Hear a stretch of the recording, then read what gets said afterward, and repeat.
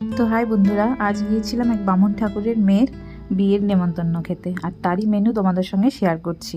তো দেখো, প্রথমে দিয়ে দিল মেনু কার্ড, তারপরে দিয়ে দিল একটা আমেজ, তারপরে দিল স্যালাড, আর দিল সাদা ভাত, আর দিয়েছে জলের বোতল। তারপরে দিয়ে দিল ডাল, আর ডালের সঙ্গে ছিল পাঁপড় ভাজা। সেটা খাওয়ার পরে দিয়ে দিল বাটা মাছ সর্ষে বাটা দিয়ে, সেটাও খেতে খুব ভালো ছিল। তারপরে দিয়ে দিল কাতল মাছ, সেটাও খেয়ে নিলাম, সেটাও খেতে বেশ ভালো ছিল। তারপরে দিয়ে দিল ফ্রাইড রাইস, তারপরে দিল ফ্রাইড রাইসের সঙ্গে পাঁঠার মাংস।